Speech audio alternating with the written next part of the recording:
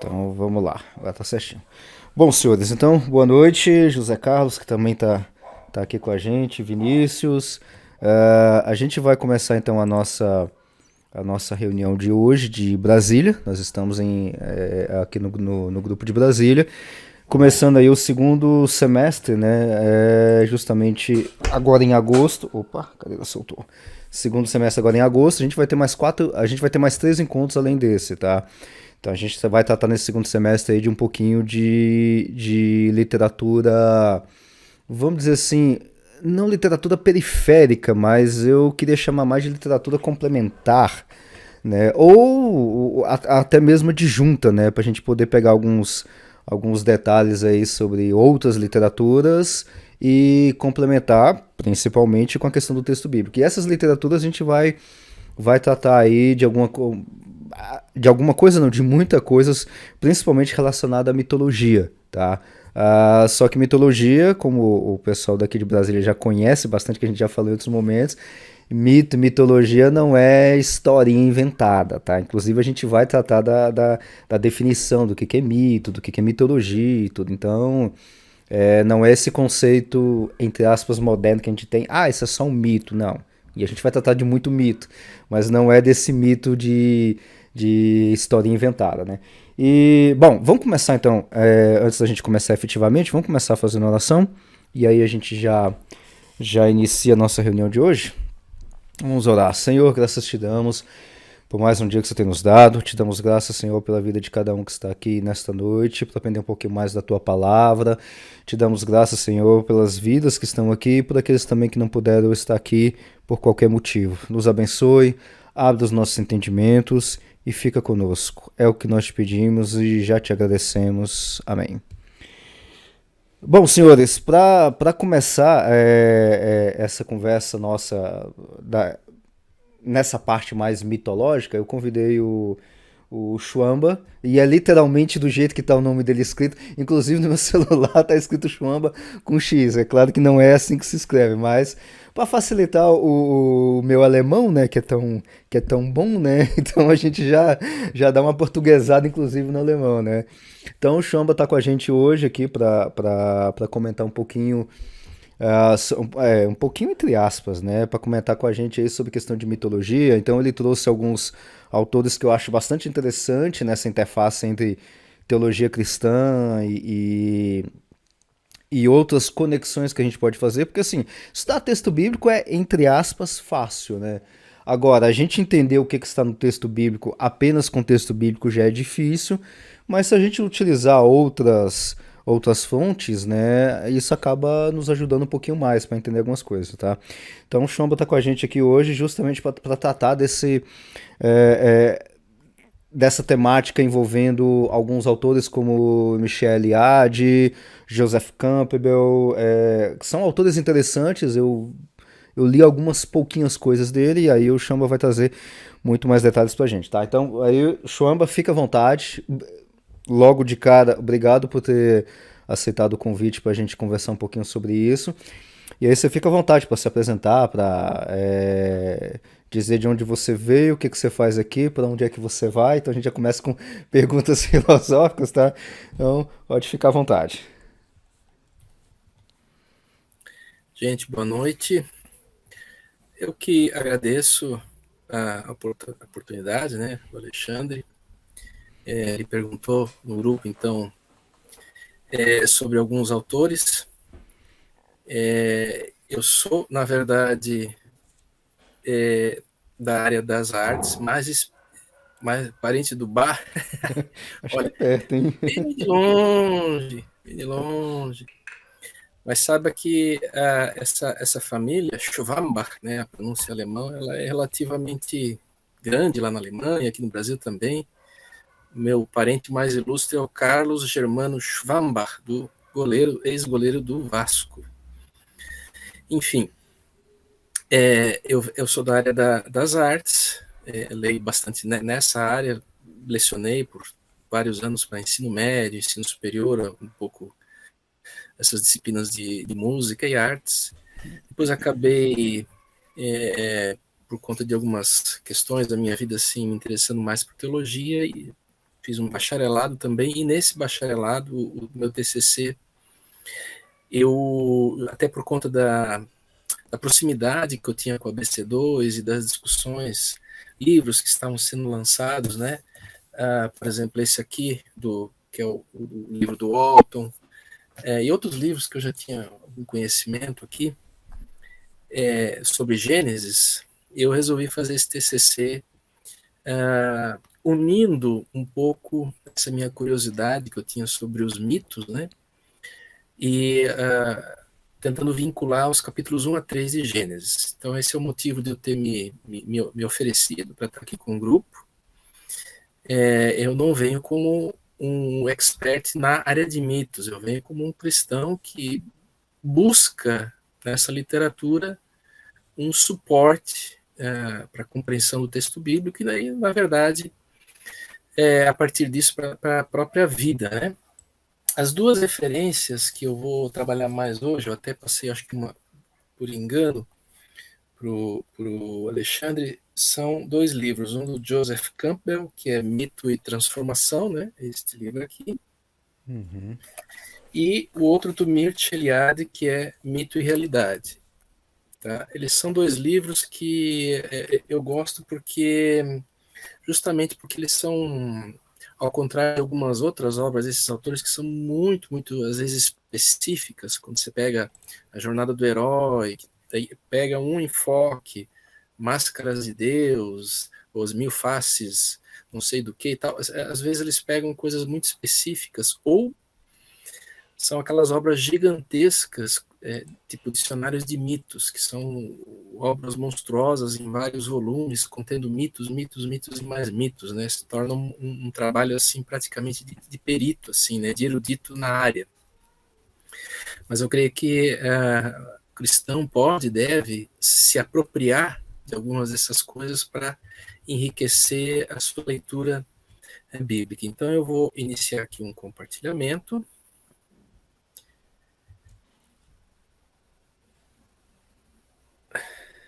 Vamos lá.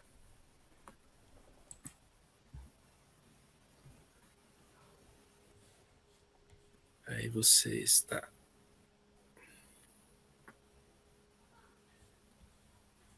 Está compartilhado o texto que eu agora não me enxergo mais. Tá aberto o PowerPoint. Não é apresentação, Tá, é um isso. PowerPoint. Tá. Então vamos lá.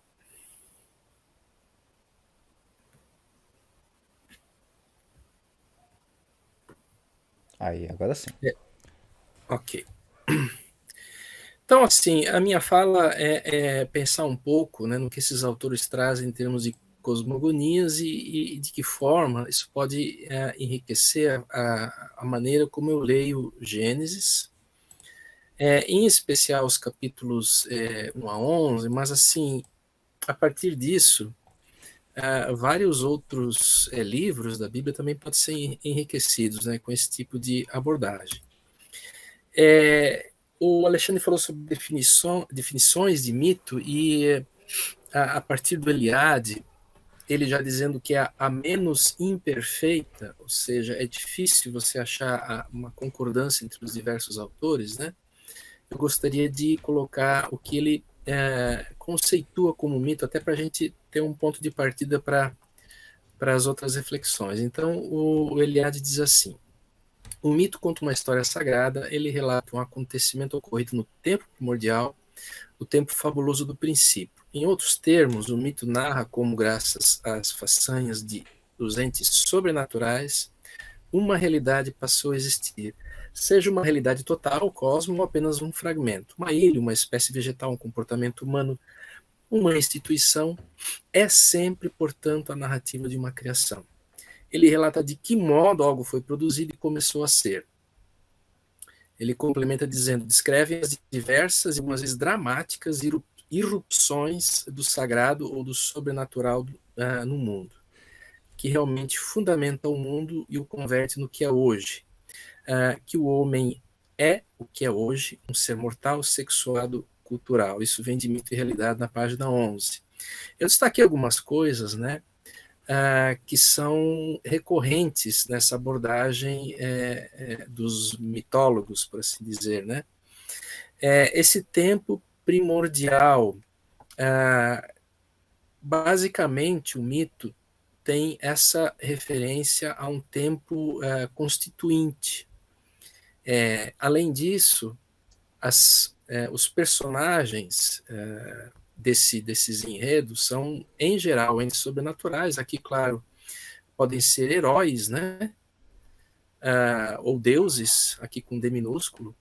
E, no geral, também, assim como uma regra que baseia, digamos, a compreensão e a leitura dos diversos outros mitos, né? Eles vão tratar de descrever como algo veio a ser o que é hoje ou para aquele momento em que esse mito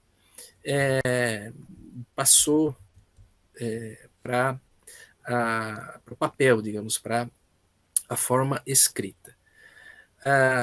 Essa é uma definição, então, que não dá conta de tudo, mas ela é ampla o suficiente para a gente pensar na mitologia em geral. E aqui, claro, tanto a mitologia grega como a mitologia aqui dos nossos nativos ou dos nativos da Austrália ou de qualquer lugar do mundo nos vários tempos, né?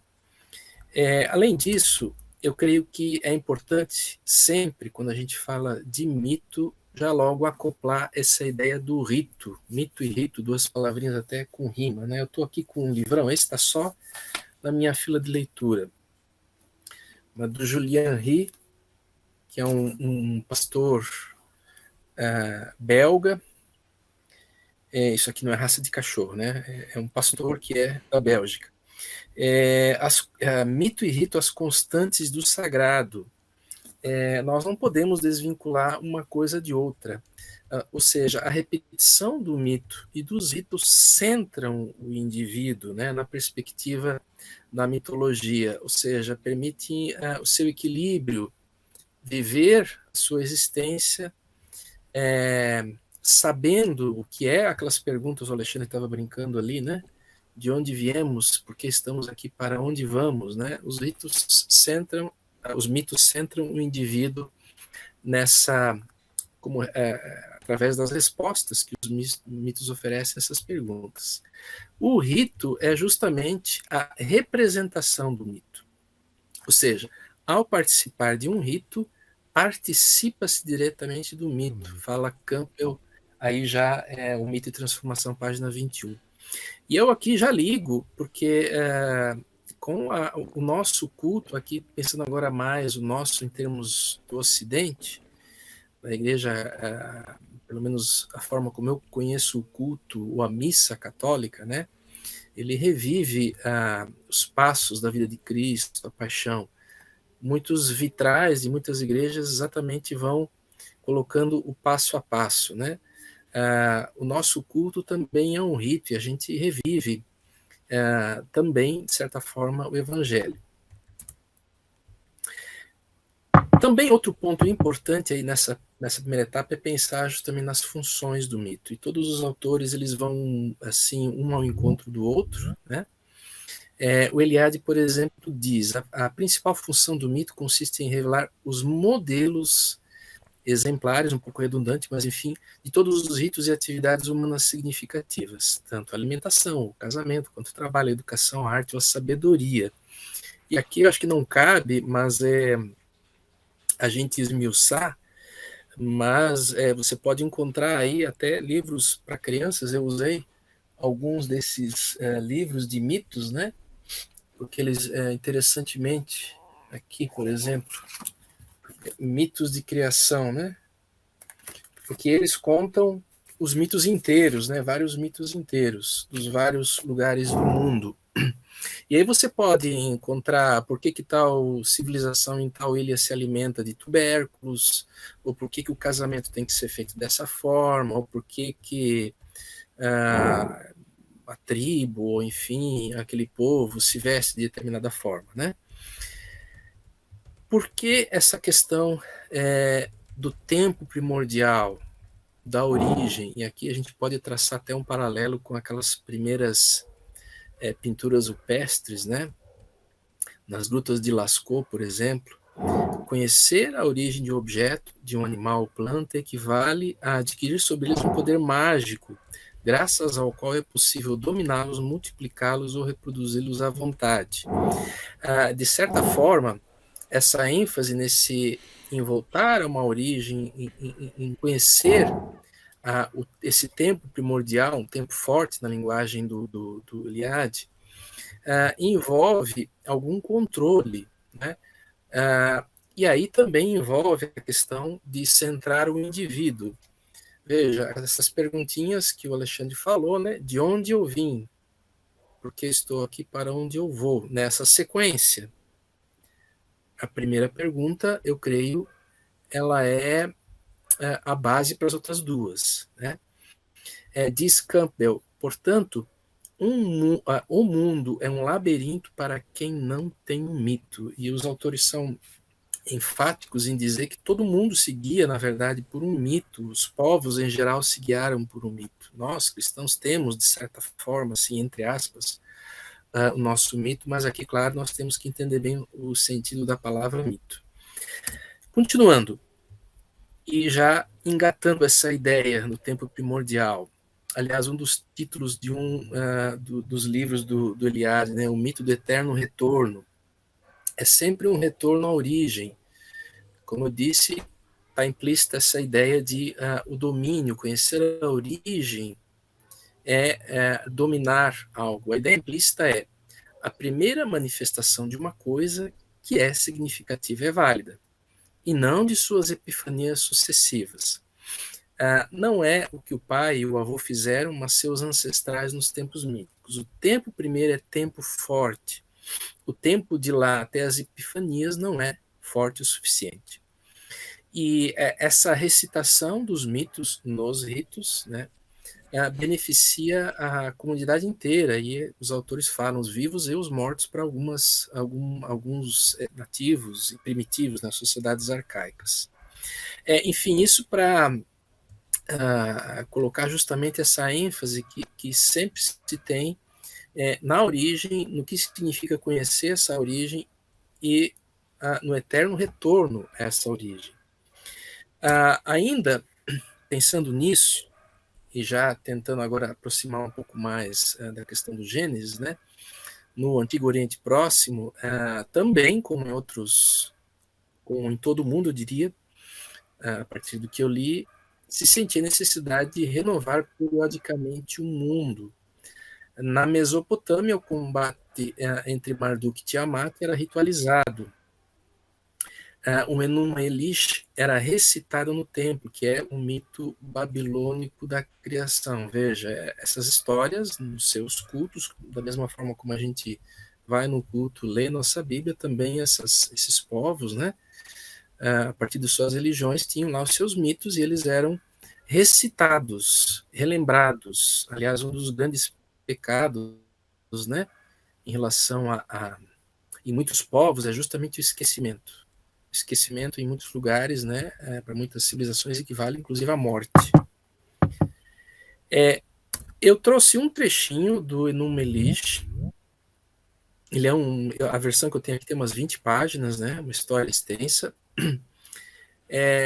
Mas na versão que eu achei, né, a tradução que eu achei, começa justamente de uma forma, e eu creio que a gente vê semelhanças, né, também com o início de Gênesis, quando não havia firmamento, a ideia do firmamento, nem terra, nem alturas, profundezas, ou sequer nomes, lembrando que depois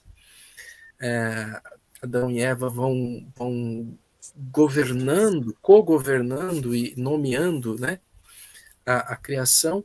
Quando o Apsu estava sozinho, ele, as águas, olha a presença novamente do mar, das águas, né, o iniciador da criação, e Tiamat, as águas salgadas, contraposição doce e salgado, e o útero do universo, quando não existiam os deuses. Assim começa o Enuma Elish. Vejam que sempre se referindo a um tempo primevo. Quando? Também ajuda a gente a pensar como nós somos hoje e como esse homem arcaico, e aqui eu estou essa ideia aqui, se não me engano, é do Eliade, eu não coloquei aqui, homem arcaico indo até o início das ditas grandes civilizações, né? Ali você gradativamente vai ter no Oriente Próximo, daqui a pouco os gregos, vai ter o surgimento da filosofia, já é um outro, os pré-socráticos, é um outro momento, né?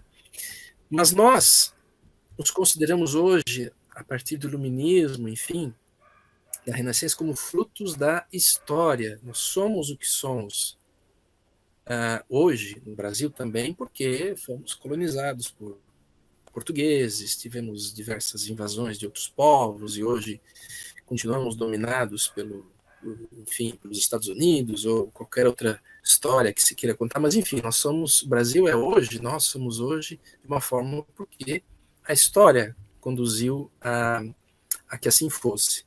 Para o homem arcaico, ele sempre se via fruto de eventos míticos. Ao passo que nós não nos vemos obrigados a conhecer toda a história em sua totalidade, já para o homem arcaico, ele se vê obrigado sempre a rememorar e atualizar esses mitos. Eu falei antes que o grande pecado em muitos lugares, pecado entre aspas, né, era justamente o esquecimento, equivalente à morte. Nós vemos os acontecimentos como irreversíveis. Aconteceu, morreu, está acabado, mas o homem arcaico vê esses acontecimentos como, ele não vê os acontecimentos como irreversíveis, por isso essa ideia do eterno retorno, né? Você está sempre renovando, recriando.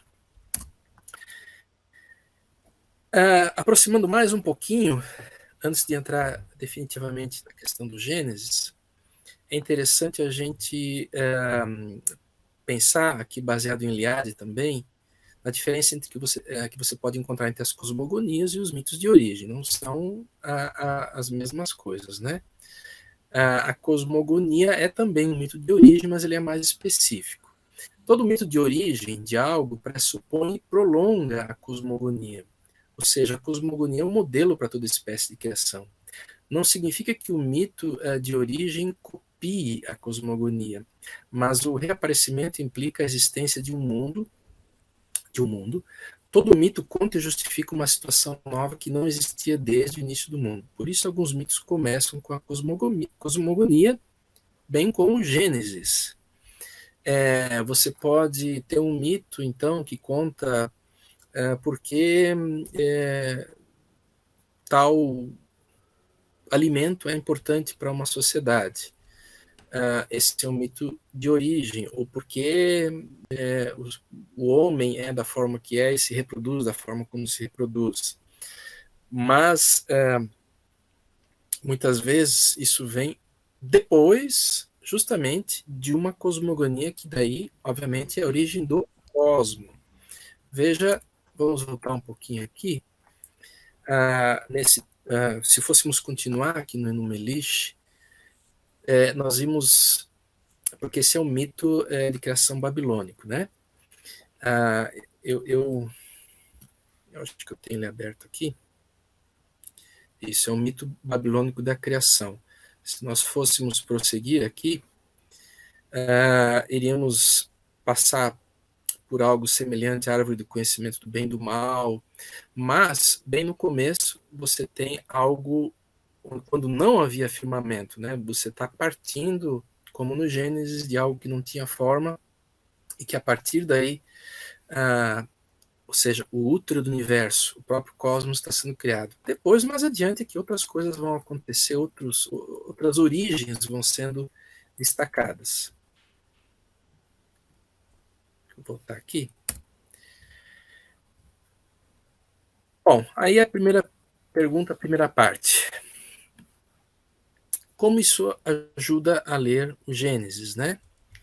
E eu creio que a primeira grande resposta seria justamente ajudando a se compreender dentro dessa história cósmica. Também os capítulos 1 a 3 de Gênesis têm semelhança com outros tantos mitos de criação, e eles tentam também mostrar a origem de todo o cosmos, incluindo dos seres humanos, né?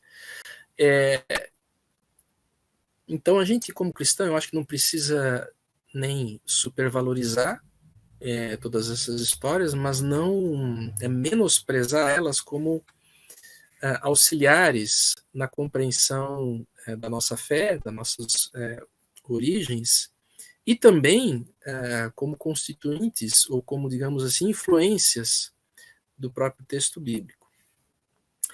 Então, por exemplo, nos capítulos 1 a 3, você tem bem declaradamente a cosmogonia. Eu não vou retomar aqui, acho que é conhecido de vocês, né? Toda a questão do Sol, dos luminares, primeiro a forma, depois o conteúdo. Acho que isso que é mais conhecido, né? Agora, seguindo de 3 a 11, você vai ter algumas... e mesmo ainda nos capítulos de 1 a 3, você tem assim, bom, por que é que o homem tem que trabalhar, por exemplo? Né? Do suor do teu rosto ganharás o teu pão. Por que é que a mulher tem dores no parto, por exemplo? Né?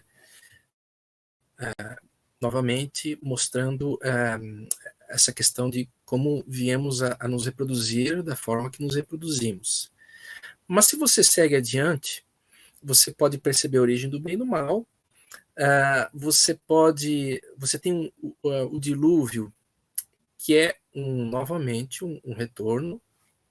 As figuras de dilúvio são também muito comuns nas diversas sociedades. E aí você tem uma destruição que é um novo retorno.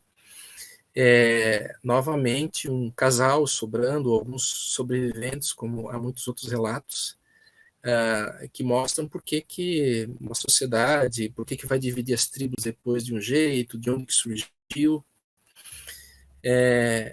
Enfim, Caim e Abel, um exemplo do pós-queda, poderíamos aqui traçar N considerações, né? Mas eu estou tentando resumir aqui a questão. E colocar da seguinte forma: bem no começo nós temos, nos primeiros capítulos, uma cosmogonia, e depois nós temos diversas influências que foram gerar mitos de origem, explicando diversas outras coisas. A Torre de Babel, que mais ou menos finaliza todo esse primeiro grande bloco de Gênesis, né? Veja que há aí uma interessante correlação, porque no paraíso, digamos assim, existiam as duas árvores, existia a opção, existia também ali uma alusão, como em outros mitos, à origem do bem e do mal. A comer da árvore proibida, o relato diz que nós nos tornaríamos como deuses, né? Nós, o Adão, Eva, enfim. Existia aí a figura da autonomia, e quando você tem a Torre de Babel, essa autonomia, esse orgulho é quebrado. E aí você também teria uma alusão ao surgimento das diferenças ou das línguas, né? Bem, o importante também é salientar o seguinte: vocês conhecem a teoria documentária, que afirma que Gênesis não foi escrito apenas por Moisés, embora a figura de Moisés esteja na base de todo o relato, mas sim essas histórias foram sendo oralizadas, escritas, compiladas, e lá pelo ano 400, então, houve uma fonte sacerdotal, e aí nós temos uma ligação com o culto, e aqui eu quero novamente colocar ênfase, né? O rito repetindo o mito. Eu fico pensando que naquele tempo se lia esses relatos também como uma forma de identidade, de não esquecer aquilo que incomodava o povo naquela época, né? Todas as dificuldades da vida, e aquilo que, como eu disse antes, centrava esse indivíduo, aí no caso específico, na sua fé. Existe um contexto cultico em que essa última camada do Gênesis, né, foi formada. Além disso, veja, o Gênesis é uma história inicial, ele não é o primeiro livro escrito da Bíblia, mas foi colocado por justamente narrar as origens, né? Bereshit. Mas a gente estava colocando aqui no começo, né, aquelas 3 perguntinhas: de onde vim, porque estou aqui, para onde vou?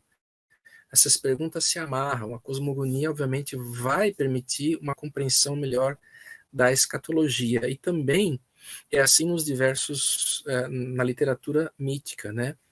O fim do mundo, que já ocorreu e que vai ocorrer. São comuns os mitos de cataclismos, em que o mundo foi destruído e a humanidade aniquilada, exceto um casal ou alguns sobreviventes, né, como o próprio dilúvio. Eles simbolizam a regressão ao caos e a cosmogonia.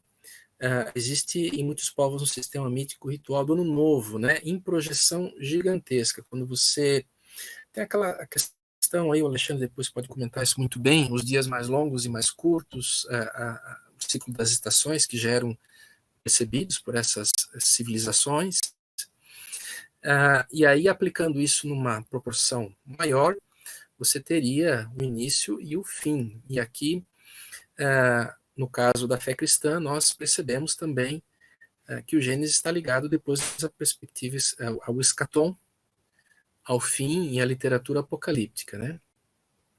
O mito do dilúvio é quase universal.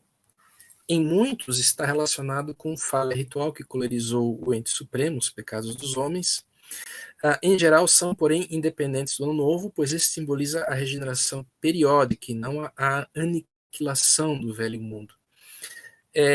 Mas, novamente, aqui nós temos essa ideia do eterno retorno, com uma diferença importante, porque aqui eu queria traçar aqui agora um comentário à parte sobre esses 2 autores que eu consultei um pouco. O Joseph Campbell, eu creio que o cristão ele deve sempre ler esse cara com um pouquinho, como se diz, uma pulga atrás da orelha, né? Porque em vários momentos, eu até não transcrevi aqui, ele é um crítico bastante ácido à religião cristã, né? Já o Mircea Eliade, talvez não que o outro não seja acadêmico, os 2 foram, né? Mas eu não vejo ele com esse tipo de raciocínio. Enfim, novamente nós temos aqui a ideia desse eterno retorno, com a diferença, eu ia dizendo, de que, e essa talvez é a inovação cristã reconhecida também por esses autores, nós entendemos que fim e começo são únicos, né? Muitas vezes conversei com o Alexandre e perguntei, Alexandre é meu consultor particular aqui, entre aspas, né? De física, assim, se tornou uma pessoa que eu posso confiar quando se trata desse tipo de questão, né? Que ideia nós podemos ter do Big Bang, né? Porque muito se fala dos inícios e fins sucessivos, né? Então, a perspectiva indiana, e esse é uma das coisas que eu fico com o pé atrás um pouco quando eu leio Campbell, é que ele se baseia muito na Índia. A Índia é tida para ele como um excelente exemplo para todas as reflexões, como um exemplo modelar, né? Então, ele critica muito a ideia cristã e valoriza bastante a forma indiana, digamos assim, de pensar. Mas a inovação cristã, reconhecida por esses autores, é que o fim do mundo será único, assim como a cosmogonia foi única, ou seja, nós cremos numa coisa mais linear, início definido, fim definido, que é um pouco singular diante de todos esses mitos, muitos deles sempre tendo um tempo circular. O cosmo que ressurgirá será o mesmo, mas purificado, o paraíso não terá mais fim. Essa ideia também nós compartilhamos, né? Mas antes de vocês quererem me crucificar por estar falando tanto de mitos, né? Esperem até chegar aos últimos capítulos aqui que a gente vai poder contrabalançar melhor essas ideias. Bom, deixa eu ver aqui um pouquinho. Eu vou para uma segunda parte aqui da minha fala. Pegar um pouquinho da ideia do Jung via Campbell. Eu não sou um leitor de Jung, o que eu li, aliás, eu tenho sido, me interessei muito, mas eu não para conseguir falar assim, né? mas pegar algumas ideias dele via justamente o Campbell. Foram amigos os dois, né? Se visitavam e tal. Se, digamos, eu acho que se influenciaram mutuamente. E a ideia que eu acho interessante aqui a gente trazer, e que também nos permitem, digamos, corroborar, complementar, ajudar na nossa leitura de Gênesis, são as ideias dos arquétipos do inconsciente coletivo. O que é importante é que essas ideias devem ser bem compreendidas, porque a gente às vezes faz uma falsa ideia meio mística e tal. Veja, estruturas fixas, assim, Campbell fala da ideia do Jung, né? São estruturas fixas da mente que existiriam desde o nascimento. O coletivo não tem significado metafísico, é simplesmente o que ele, Jung, né, entendeu serem atributos comuns a todos os seres humanos e que evoluíram como parte da mente humana. Os mitos apresentam enredos e personagens arquetípicos. Veja, todo mundo vai ter pai e mãe, pelo menos ah, da forma como o Homo sapiens é hoje. Ele vai ter um ciclo de vida, ele vai enfrentar em alguns momentos da vida questões muito semelhantes aos demais, o amadurecimento do corpo, depois o envelhecimento, a perspectiva da morte, a questão da vida e da reprodução. Então, ele está falando um pouco disso. Né? Nós vamos, de certa forma, encontrar desafios semelhantes desde que o Homo sapiens foi chamado, né, foi categorizado como Homo sapiens, certo? Essa é a ideia dos arquétipos, né?